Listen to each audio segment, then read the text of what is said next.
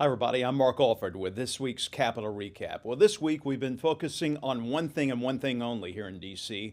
a bill that would raise the debt ceiling while making some cuts to the president's budget and other concessions negotiated by Speaker Kevin McCarthy and his team. To tell you the truth, folks, I didn't sleep much this week. This was a very difficult decision to make, but tonight, after careful thought, deliberation, consultation with constituents, and lots of prayer, I voted no on the Fiscal Responsibility Act. While I applaud the efforts of Kevin McCarthy throughout this negotiation process, I cannot, in good faith, support adding $4 trillion in debt. My other big concern is the defense spending. It's not enough. China is building its military at a much faster pace than we are. This legislation will only exacerbate that deficit. We cannot be expected to properly deter the pacing threat from Communist China if we are capping military spending at 1% growth in fiscal year 2025. When you factor in inflation, it's really a cut. Check out this graphic. This unclassified document from the Department of Defense really says it all. In 1999, this was our military assets, our ships, our planes, missiles, and satellites in the blue on the right.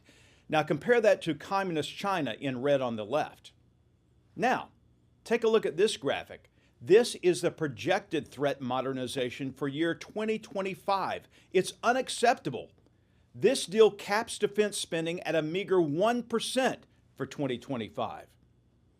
Secondly, for months, House Republicans have been pushing for a debt ceiling extension of 1 year for an amount of about $1.5 trillion. With the spending problem this nation has, I cannot support a 2-year deal of $4 trillion or 13%. Continuing to allow Congress to spend at this ridiculous rate is unacceptable, and it must be stopped. To make matters worse, the administrative pay-as-you-go measure that was put in place is not enforceable. This oversight mechanism is intended to prevent the president from cutting trillion-dollar checks, but the bill text really allows for the director of the Office of Management and Budget, appointed by the president, to completely override this measure by providing a waiver and asserting that the spending is necessary for the agency to carry out its programs. You know as well as I do, that's just a loophole that will only allow for the unacceptable spending levels that we've seen for years. Lastly, when I came to Washington, I swore to you that I would fight to get rid of the new 87,000 IRS agents that will be doing nothing but harassing hardworking Americans like you. This legislation falls well short of fulfilling that promise.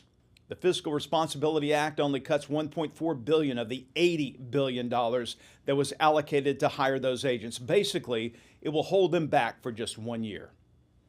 Well, given that Republicans barely control over 1/2 of the government, Speaker McCarthy did the best he could, and I truly appreciate his hard work and leadership.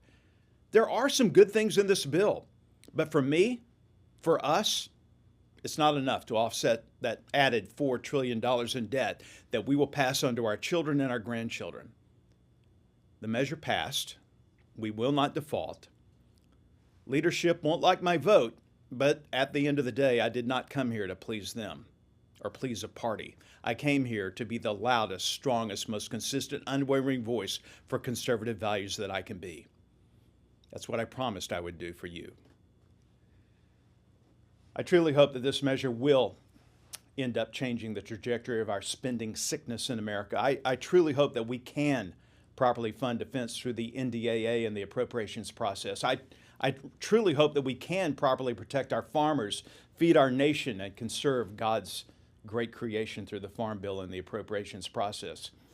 And I hope that this measure will give us all the leverage we need to do just that. But on principle, on my word, on my bond, on my honor, I could not in good conscience vote for a bill that adds $4 trillion in debt and ignores the will of we the people. God bless you. God bless Missouri, and God bless the United States of America.